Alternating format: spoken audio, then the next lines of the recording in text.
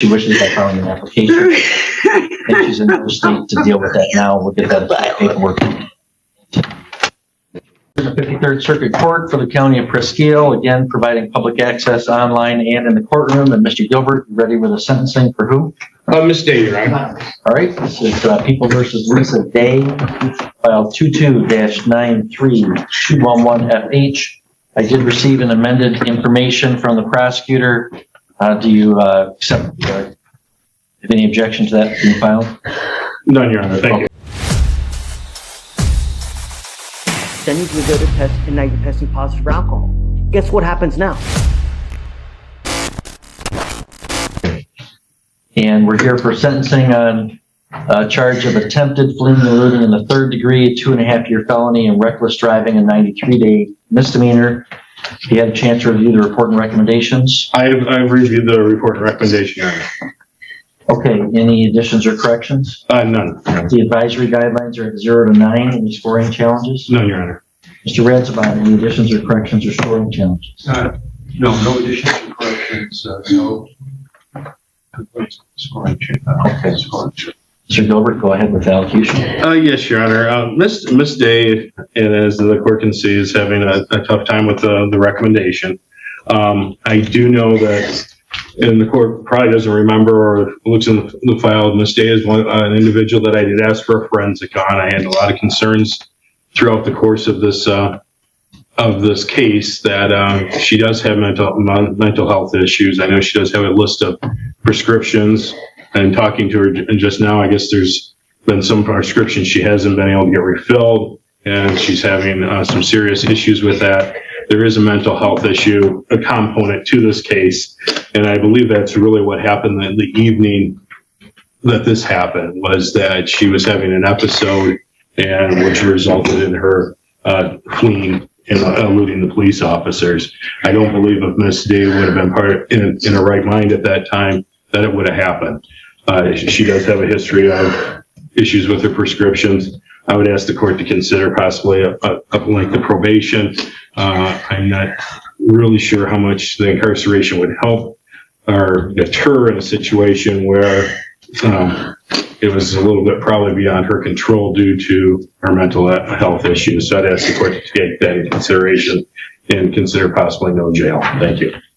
Thank you, Mr. Gilbert. Ms. Day, it's not required that you would make a statement. It is allowed. Is there anything you wish to say or no?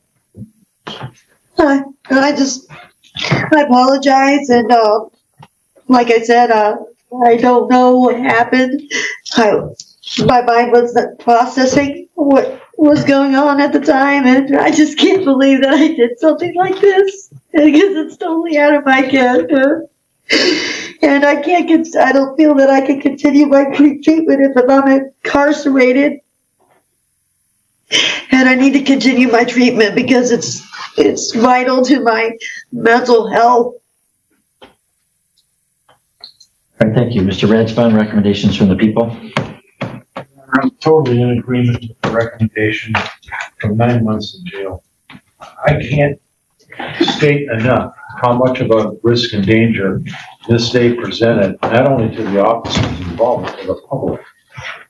To drive at that type of speed, running 3 officers off the road in order to avoid a collision, blowing through the intersection of M68 and 23 at a high rate of speed. Thankfully, Deputy Woodsford essentially sacrificed himself in his car to get her somewhat off the road before she went running down in the middle of town, and we had another incident in town. We just had a fatality out at that area maybe a couple of months ago. It's a dangerous intersection, Judge, and for her to do what she did, regardless of mental issues or not, she deserves some incarceration. And I really believe that 9 months is so open. And insofar as her getting mental health, I'm sure it can be arranged in Northeast Michigan Community Mental Health while she's in jail to continue treatment. Thank you. All right, thank you. Well, Ms. Day, you're here for sentencing. It is your first felony. The guidelines are 0 to 9. You did receive some benefits from the plea bargaining process to have it be a lesser felony. But this is a case where then, you know, police are responding to your behavior and, you know, causing a risk to the public, you know, dancing in the roadway and then driving fast. And then you don't stop for police. You're at over 100 miles an hour. Running vehicles off the roadway, not only law enforcement, but just ordinary folks. I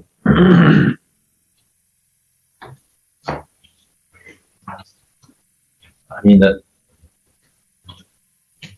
you know, from a case I had earlier today, where appropriate, you know, if there's a way to divert to the mental health system that can work sometimes.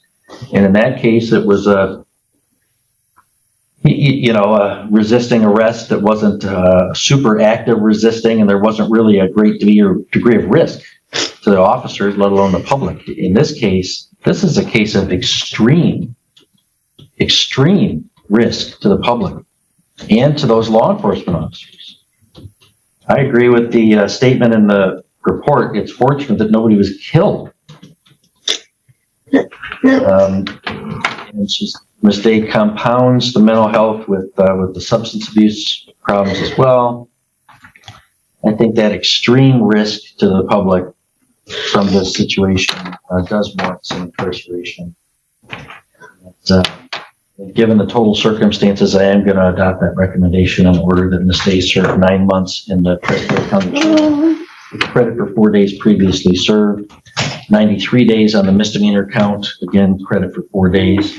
State costs of $118 and the crime victims assessment of $130. And Ms. Day can file an appeal if she wishes by filing an application. If she's in no state to deal with that now, we'll get that paperwork.